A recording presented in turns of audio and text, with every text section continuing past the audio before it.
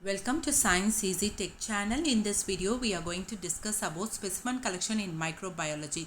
This video will be useful for B.Sc Nursing third semester students as well as post-basic B.Sc Nursing students. Before moving on to the topic, if you are new to Science Easy Tech channel, just take a moment to subscribe our channel and also to press the notification bell icon in order to get connected with our latest updates. Let's move on to the topic, specimen collection. So what are all the general considerations you have to look for when you are collecting a proper sample collection? So every laboratory should provide proper guidelines for collecting the samples. So how to collect the samples? Suppose if blood sample means for what test? Some tests need fasting blood samples, some need random samples or also acceptable like that and all. So proper guidelines on how to collect everything, techniques, everything has to be mentioned in those guidelines. All diagnostic information depends on quality of sample received. Suppose if the quality of the sample is good, the diagnosis what you are going to make out of the results is going to be pakka. So you have to see the quality of the samples what you are collecting with no contamination or minimal contamination. So if sample collection or transport media is not proper, it will give false results. So when you are not collecting the sample properly, any contamination has taken place, or if you are not transporting the sample within the specified period, or you are not using any transport media for some samples, in order to make the sample viable, you have to use some transport specimens transport media and all. So that and all, if you are not using, it can result in false results. Collect a sample before administering antimicrobial agents when possible. Then only the result will be correct. Suppose if you are going to administer antimicrobial therapy, so that will be hindering the growth of microorganisms, so you may not get the correct results like that and all. So collect a sample with as little contamination as possible. As much as possible avoid contamination, but to some extent there will be minimal contamination is okay. So some insecticide you are taking, so that time under minimal contamination, how much ever you are collecting, it will be there. So as much as possible collect it sterilely without any contamination or with minimal contamination. Utilize appropriate specimen collection devices. So some will be like small bottles, some will be plastic bottles, even vacuuminizers are there to collect with different colors to collect different blood samples like that and all. Use sterile equipment and aseptic technique in order to prevent introduction of microorganisms during any invasive procedure. So sterile equipments and aseptic technique to be followed. Clearly label the specimen container with the patient's name, identification number. Always include date and time of collection and your initials, the signature when you have collected, what time you have collected, everything. Labeling is very important with correct patient identification details. Collect an adequate amount of specimen. Suppose if the specimen required is some 5 ml, if you are going to give only 1 ml, then it will be very inadequate. So as adequate sample collection should be taken, or specimen collection should be done. Inadequate amounts of specimen may yield false negative results. So you may have false negative results if you are going to have only few specimen or sample. So identify the specimen source and or specific site correctly, so that proper culture media will be selected during processing for laboratory. So where you have to collect the sample, that is very important. So the source, the specific site, everything you have to identify it correctly in order to have the sample properly. Collect samples in a sturdy, sterile, screw cap, leak-proof containers with lids that do not create an aerosol when opened. So here you have to collect it in a sterile, screw cap, leak-proof containers. Collect a sample after proper preparation of area by spirit with povidone iodine. So you can clean the area with betadine, or you can clean with the spirit. Iodine is nothing but betadine. So collect sample after proper preparation of the area so that it avoids contamination, and you can follow sterile aseptic technique while collecting the samples also. Sample safety consideration. Follow universal guidelines. Treat all specimens as potentially biohazardous. Laboratory workers should use appropriate barrier protection such as gloves and laboratory coat or gown.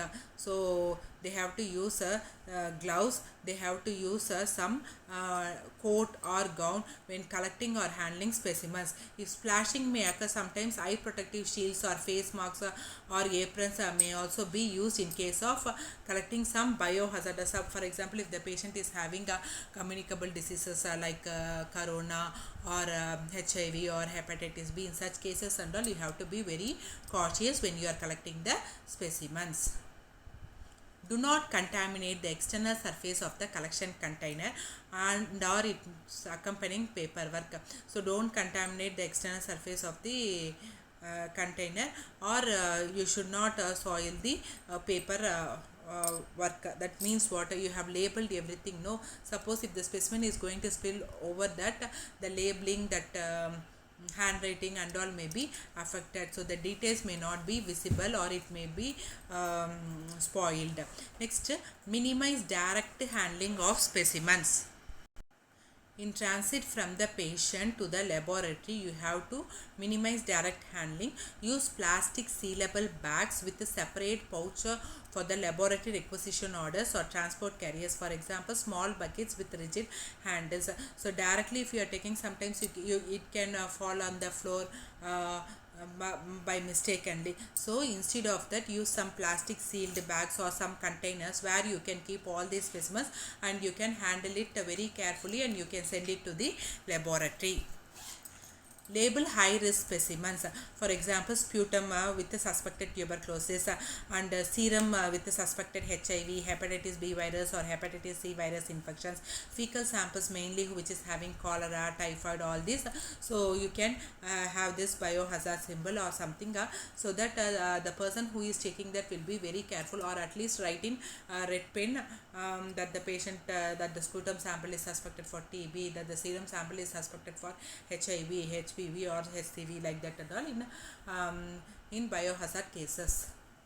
Rejection criteria. So when and all they will be rejecting the specific in a laboratory. So leaking or broken container. Suppose if the container has broken or if the container has leaked insufficient amount of samples, also they will be rejecting. Improper labeling without proper details of the patient, that time also they will be rejecting. More time lag between collection and transport.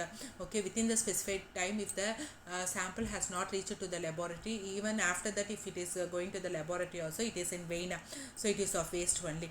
So improper transport media, improper transport temperature, hemolyzed sample. So improper transport media. Suppose for cholera samples and all, fecal material should be with transported with Venkat Raman Ramakrishna medium, that is that medium, in order to make the bacteria to be Vibrio cholerae to be viable, like that. So in such cases and all, if you are not going to use the transport medium, the organism may die off during the transport period. So improper transport temperature, adequate temperature. Some will be, most samples will require a refrigerated temperature 2 to 8 degrees centigrade, like that and all. Hemolyzed sample. Suppose hemolysis has taken place, in such case also for some tests they will be rejecting all the things. So these are all the rejection criteria. Important questions before collecting a specimen. Are you suspecting an infection? If so, what is the nature of infection? Example, bacteria, viral, mycological or parasitological.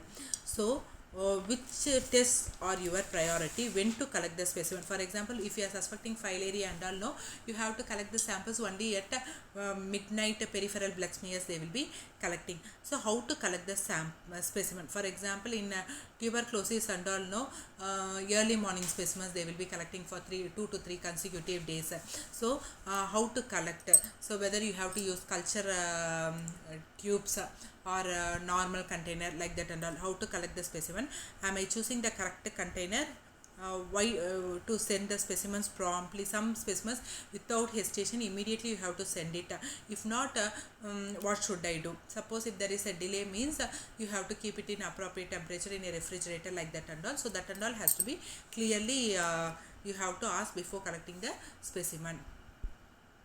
a request form. So when you are sending the specimen, simply you should not send the specimen. So what and all you have to have? You have to have name, age, sex, address, inpatient department number, or OPD means outpatient department number, which what the patient is from, time, date of sample collection, whether it is urgent or routine.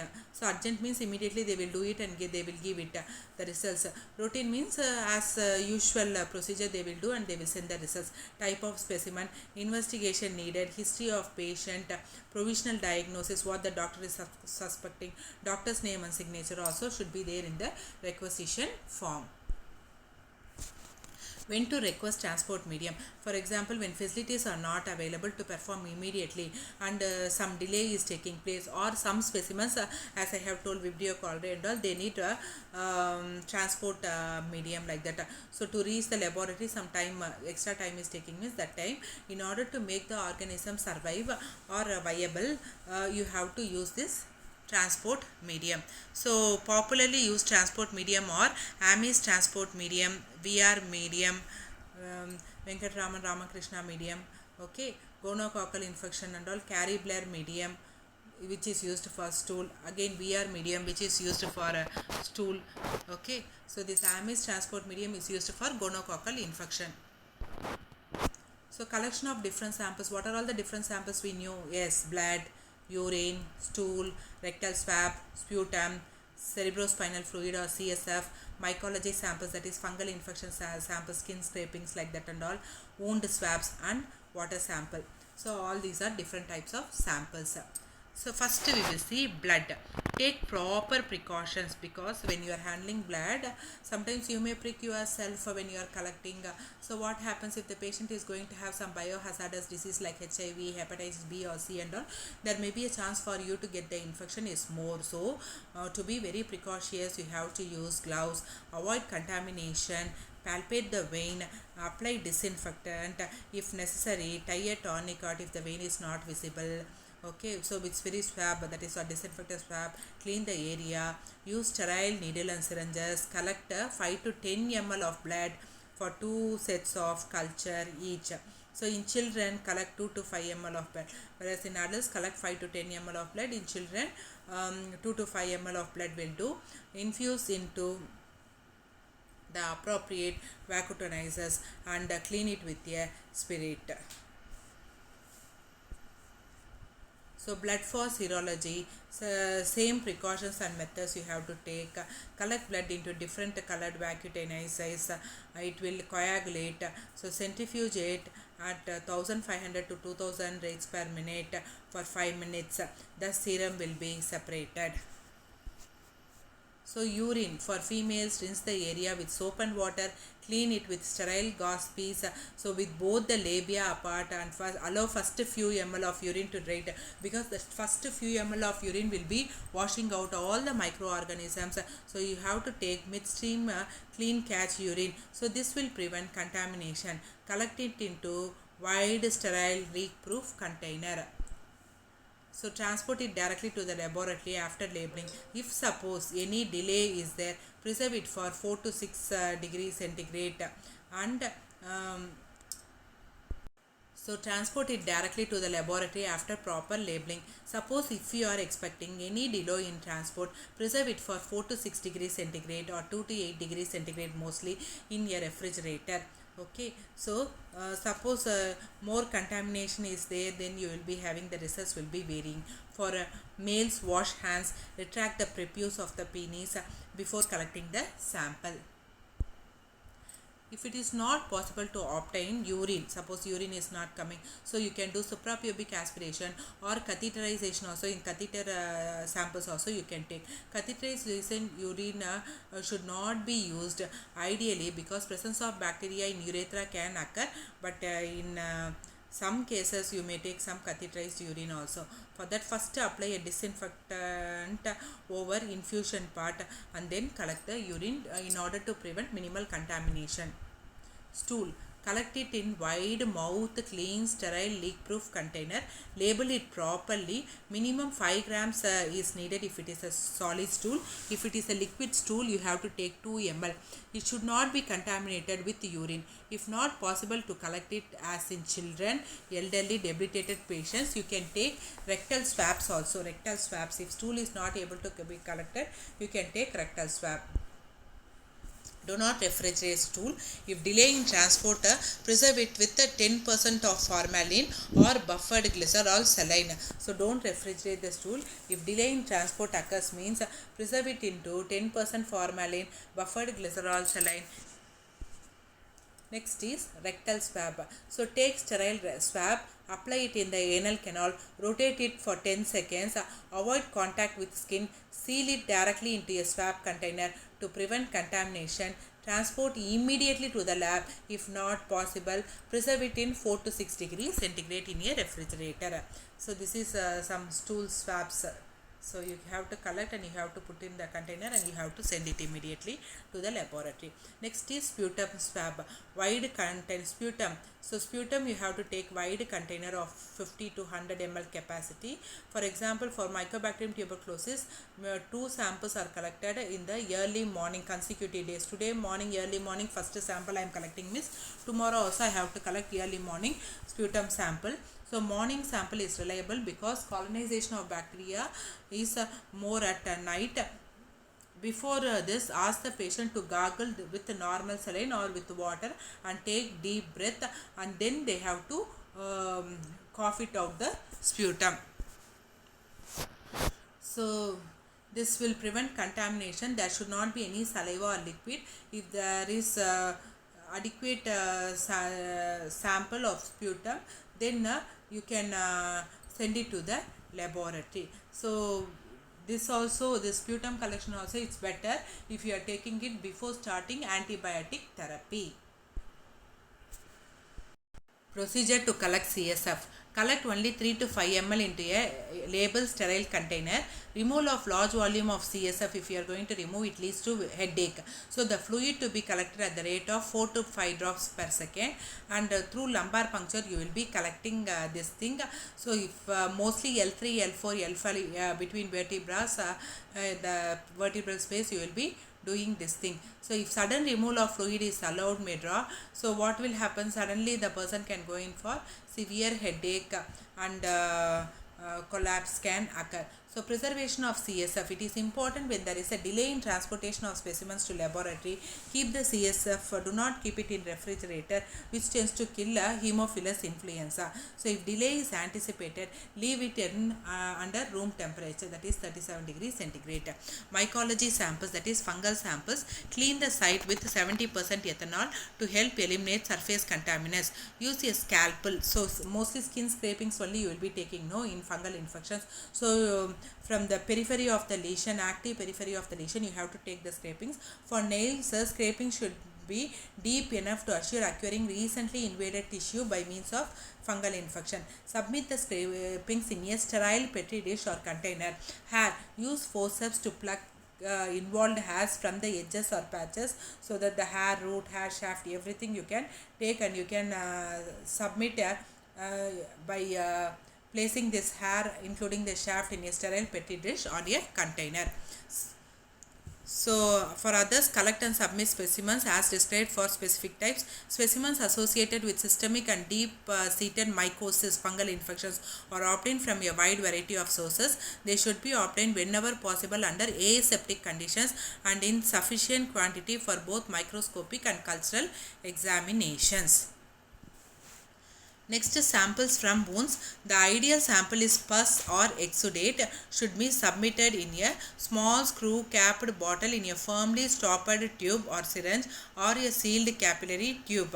So the pus or exudates, the swab, wound swabs, that and all can be taken, and it should be properly kept in a screw-capped bottle or container. So fragments of excised tissue removed at wound toilet or curettings from the infected sinus and other tissue should be sent in a sterile container.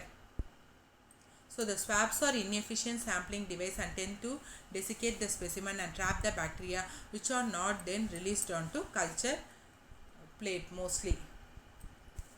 So water for bacteria, course or reservoir collect from a depth of at least 20 centimeter. Dug well. Do not allow the bottle to touch the sides of the well. Whether the water has been contaminated with um, bacteria, for example in cholera outbreaks and all, they will be checking the source of water, whether it has been contaminated with cholera bacilli like that and all. So collection at least 200 ml of water sample from the source in sterile glass bottles or autoclavable plastic bottles. So tight screw capped lid should be there. Securely fitting stoppers or caps and overhanging rim should be used when you are collecting. Handling on transportation. Test the water sample within 3 hours of collection. Keep at ambient temperature. If delayed means pack sample on ice. Test refrigerator samples within 24 hours. You have to test it. So as soon as possible within 3 hours collect it and keep it at room temperature. If not delayed, keep it over a pack of ice and or refrigerate within 24 hours. You have to send it for examination. Transportation of samples. Stool, CSF and sputum should be transported at room temperature. It should not be refrigerated. Urine swabs, skin samples, water and food samples are transported at room temperature. But if not possible, you can preserve them under in refrigerator. Hope this video is clear for you all. If you like my video, please give a thumbs up, share and subscribe to Science Easy Tech channel. My previous videos link I have given in description box, suggested end card and iCards, or you can watch our channel playlist for more nursing related videos. Thank you friends. Keep supporting to Science Easy Tech channel.